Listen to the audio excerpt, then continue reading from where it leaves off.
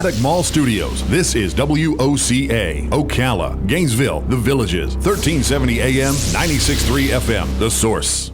All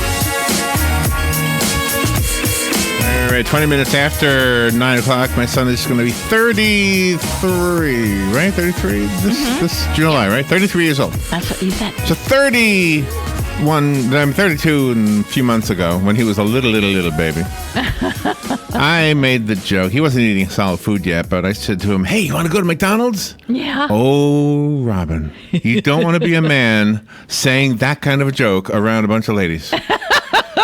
Because it's like, have you ever seen a frog in a chicken coop? The frog doesn't survive. Just trust me.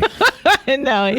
Yeah. You want to go to McDonald's was like this is why it's still fresh in my memory 32-something years later, right? Yeah. Dr. Wendy Swanson is on the phone. She is a pediatrician. She's the chief medical officer for Before Brand. We're going to explain what that is in a moment. She's the chief of digital innovation at the Seattle Children's Hospital. She's talking to us today about how to introduce new foods to babies and children to protect them from developing food allergies, and I'm guessing McDonald's is not on the list. Dr. Swanson, good morning. Thank you for being on the show with us today. Good morning. Thanks for having me. You're welcome. Where are you? I'm in Seattle. Wow, you got up early to be with us, didn't you? I did get up early, but you know what? I was surprised as I was driving in around 4:30. It was light out, and I was like, this is great. This is the one time of year we're thrilled to be in the Pacific Northwest. That's right, because you're close to the North Pole. You're almost at the North Pole. Yeah, right. So tell us about this. Robin is a new grandma, by the way, and I know this. I've kind of eavesdropped on her and her mother talking about the baby's food. Yeah, well, congratulations, Robin. That's such an amazing time when there's a new baby around. But, you know, we're here, of course, because there are changing in the recommendations of how we help really protect babies as they're growing up. And it used to be in the last couple of decades that pediatricians like me all over the country were telling parents to be cautious when they were first starting feeding their infants or even feeding their toddlers, feeding potential allergens. Things that you've heard commonly are allergies in children, things like peanuts or tree nuts, fish or shrimp, egg, wheat, soy. And we know now that as we've watched over the last couple of decades, food allergies continue to rise. In fact, in each of the last decades, food allergies across the United States have almost doubled in children. And we know there's something different about the modern environment that we live, and there's likely something different about even what we can do about it as parents and as grandparents as babies are starting into those solids. And so, you know, we are really trying to kind of change the tone with pediatricians, but also with parents everywhere to not be so cautious and not be so scared about introducing foods in the beginning of those solid food introduction, but rather get intentional about feeding all different kinds of foods to your baby and keep doing that regularly and routinely. Really? So help me understand this. Are you saying, please, I hope I'm not putting words in your mouth, but I'm just wondering, are you saying that the allergies are caused because we're too cautious? Well, probably, actually. It's not, you know, you've probably heard of something called the hygiene hypothesis. You can kind of live in too sterile of an environment. I've heard that, there's something about our modern environment of using lots of antibiotics, not having as much bacteria around, using hand sanitizers all the time, for example. So we believe in some ways that there's in some ways a lack of diversity, too, as we've been raising up our babies. And that includes food. So it was for some time around the year 2000 that we were telling families, you know, don't feed babies things that have peanuts in them until they're 3 years of age. We know now, because of groundbreaking landmark studies that have been conducted all over the world, that in fact taking a high-risk baby or even a standard-risk baby, that introducing peanuts early in their life is beneficial as opposed to the opposite, meaning that, you know, it's like there are studies that even show if you have a dog in your house, you know, you're less likely to have allergic conditions later in life. That dog brings in fungus and bacteria and diversity into a baby's life. And we know just like food, growing up with all that different kind of diversity may be somewhat protective over time at developing something like a food allergy. And also, too, about bringing babies out into the community. I always was against that until they were like at least 4 months old. And then I see people bringing like a 1-week-old baby out to the mall, which I think might be detrimental. But after speaking to you, maybe this is good. I think, you know, it depends on what time of year it is. Just when that comes to kind of common colds and viruses that we worry about the most. You know, but I think in some ways, from the standpoint of when you're thinking about, that's in ways thinking about protecting a baby from infection or risk. And what we're trying to do now is that we know because of new breaking studies that we believe food allergy protection really is possible in that as you're starting to feed a baby, we don't want families to be really kind of medical or cautious. The old adage of starting a food and then waiting 3 days and starting another food likely causes you to introduce foods too slowly for babies. So instead, we're saying right at 4 months, 6 months of age, as babies show readiness to eat solid food, sure, start with something like peaches or avocado, but don't hold off. You can even include, mixing peanut butter into oatmeal. You can include multiple different food diversity. We want things like egg and soy, wheat, and fish in a baby's diet on almost a daily basis so that their body is growing up in the presence of all those foods. There's many studies from around the world have really shown us that food diversity helps the baby grow up more accustomed to those foods. That is interesting, yeah. But what about for the person who's really, really nervous? Maybe maybe the mom has a sister who has a severe peanut allergy, and she's afraid if she gives the baby anything at all, it's going to be really bad. Is there a way to get a doctor to test it or something first? So that's a great question. So there are risk factors for food allergies. One is a family history of food allergies. The other is a skin condition called eczema. So that's where the skin is kind of rough and makes any patches that are broken down. If a child has really severe eczema, moms and dads should always talk to a pediatrician before doing anything. In some cases, particularly if there's a family history, a pediatrician will recommend seeing an allergy specialist even before food introduction.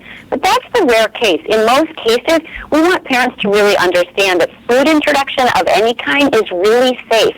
In fact, we're kind of like from Darwin. We're kind of wired in the right way, but even in the presence of a food allergy, at first introduction, babies, the most typical responses, if they have an allergy, is something like skin rash or even just that they vomit. So we want babies to really get all these different foods because food allergies are still in the minority of children, although we have 6 million children across the country with food allergies. Most children will likely even have less chance of developing a food allergy if parents are really giving them all these different foods. So if mom's really scared, no question, go talk to your pediatrician about how to introduce foods, when to start these foods, and how to get this food diversity and all these different foods into your diet. I'm the chief medical officer, and I help researchers and our company build what we built is called Spoonful One, and it's a way to get basically 16 different foods into a baby's diet on a daily basis, and that's just to make it convenient and easy. So if mom's doing breast milk and mom's starting different foods, but she knows she wants to get all these different foods into a baby's diet, Spoonful One is made up of 16 foods that account for about 90% of foods that cause food allergies. So the hope is that dietary inclusion and making it easy for moms, that they can feel confident and comfortable when they're introducing foods to their babies. So do you recommend that parents puree their own fresh fruits and fresh vegetables, or can you buy them over the counter in the baby food jars? Well, I love it. Of course I do. We always want moms and dads to give their babies, as best they can, organic, whole foods, fruits and vegetables. But I'm a working mom, and I didn't make my baby's food themselves. So I don't want moms and dads to feel guilty about that. I want them to feel great about doing what they can to, make foods when they can, buy jarred baby foods when they're introducing it, and finger foods as babies get to 8 to 9 months. And then, just feeling excited and proud to introduce their babies to all these different foods and not shy away from them. And I think, as food allergies rose across the United States, I think some of the guidelines even that came out around the year 2000, we, in the medical profession, people like me, I think we increased even anxiety about food introduction. And I don't want parents to be scared when they start. You do not need to drive to your pediatrician's office to introduce new foods. You can do it at home safely, and we certainly know that food diversity is also something that can be easily done when you get some of these different and new products that are out on the market to say, gosh, you can feed your baby as you'd like, and we can also include all this different kind of bouquet of food diversity through things like Spoonful One. Dr. Swanson, the website we have is beforebrands.com. Does that website have further information? You could go there, but you're just going to see kind of boring pictures of people like me. So I'd rather you go to spoonful1.com. That's where there's information about research that's really guided some of these recommendations, the food allergy protection plan, and then what's included in things like Spoonful One.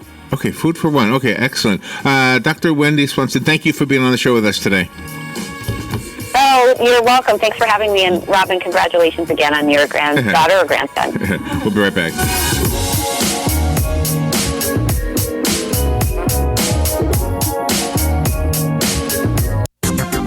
Another hot day today on this Wednesday with sunshine and a high of 89 right at the coast, 97 inland.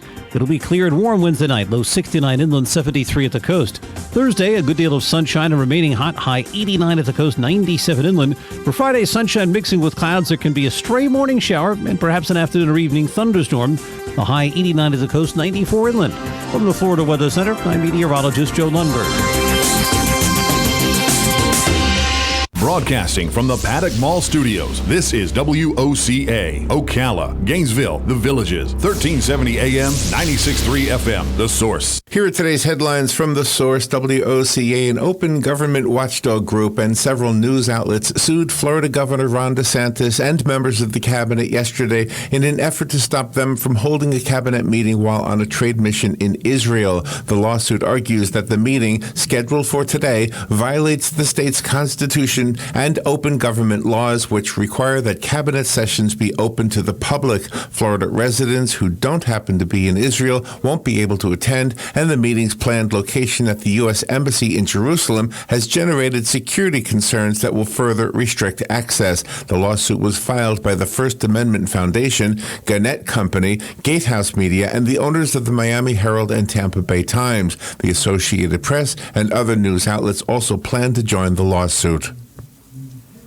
Authorities say a ball python slithered out of a toilet and bit a South Florida man on the arm. Coral Springs police spokesman Chris Swanson said the man was treated at the scene after the 4-foot snake bit him when he lifted the toilet seat Sunday morning. The snake is non-venomous. Swanson told news outlets the snake did not belong to the man, and it was unclear how it got into the apartment. The South Florida Sun-Sentinel reports the Coral Springs Humane Society took the snake to a veterinarian's office. It was being treated for a scale infection. Over the years, other creatures have found their way into toilets in South Florida, including an iguana freed by Fort Lauderdale Fire Rescue in March. State Attorney Aramis Ayala, whose views on the death penalty triggered a fight with then-Governor Rick Scott, will not seek re-election, she announced yesterday. In a Facebook post, the Orange Osceola State Attorney's Office said Ayala would pursue other options, though she did not specify. Ayala was elected in 2016 in a Democratic primary where she defeated incumbent Jeff Ashton. The only other challenger was a write-in candidate after Markeith Lloyd was charged in the deaths of his ex-girlfriend and an Orlando police officer in 2017, Ayala declared that she would not seek the death penalty in that or other cases. That triggered a fight with Scott, who took away cases from her office. Ayala later formed a death penalty panel to review cases and decide when to seek the death penalty. Former Chief Judge Belvin Perry says he's considering a run for Ayala's office. Attorney Kevin Miles Morensky and prosecutor Ryan Williams have both filed to run for state attorney for the 9th Judicial Circuit. Florida's annual sales tax holidays for hurricane and back-to-school supplies are officially a go. Governor DeSantis signed a taxation bill into law this morning that, among other things, sets the dates for the popular shopping holidays. The hurricane supplies sales tax holiday will start on May 31st and run through June 6th. It exempts sales tax from the following items: flashlights, torches, and other self-powered portable light sources selling for under $20, portable radios,